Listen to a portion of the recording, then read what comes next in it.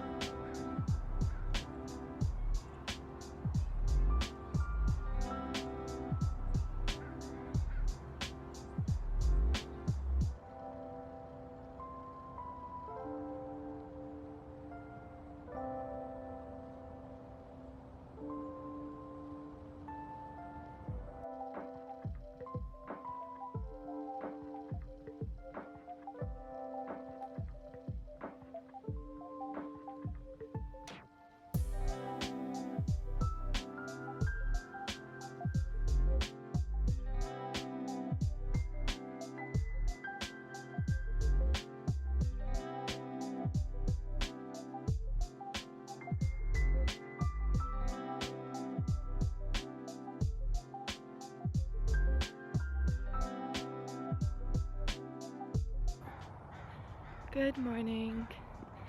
It is Saturday, not sure what day of January, losing count of my days, but it's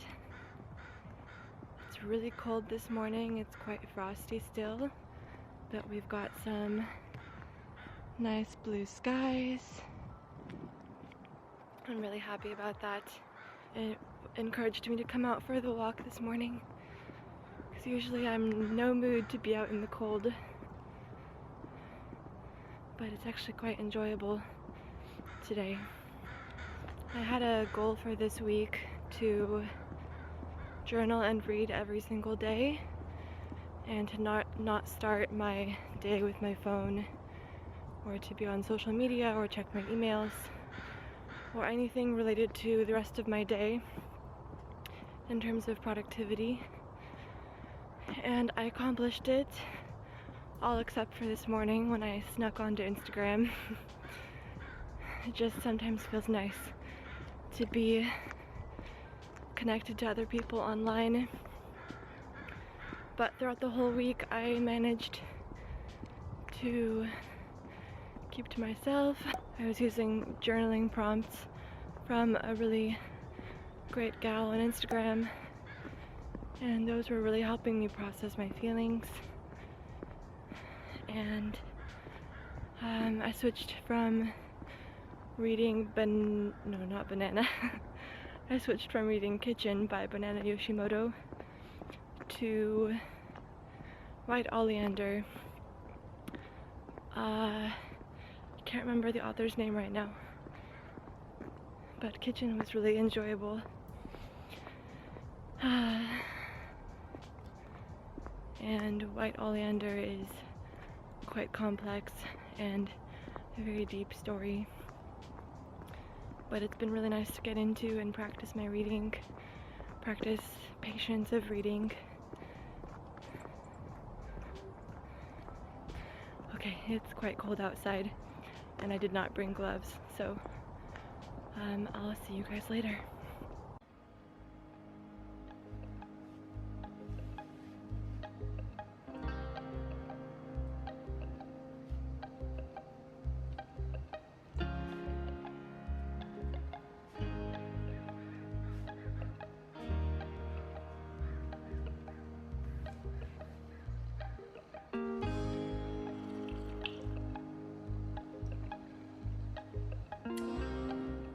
So every time I journal, I try to finish off with a gratitude list, especially if I've journaled about something difficult or emotional or negative.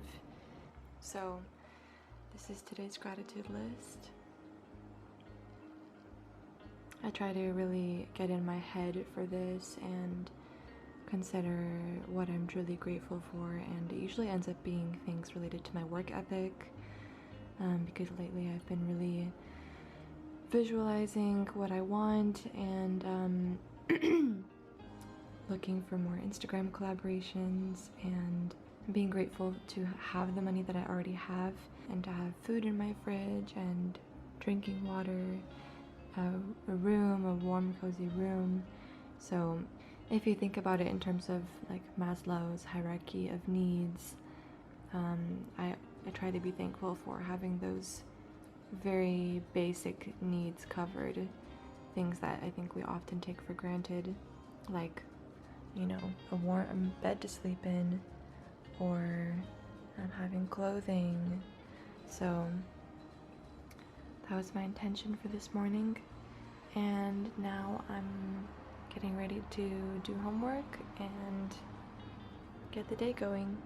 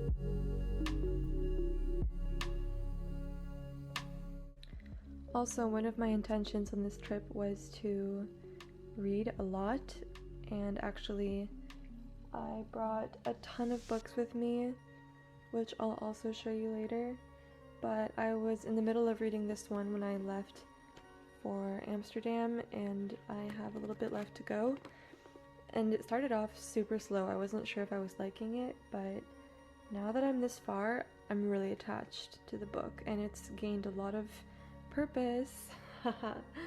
It's gained a lot of purpose. Feels a lot more insightful and deep, and it has made me cry many times, which frankly I've been grateful for, because sometimes you need a good cry to let shit go and move the F on.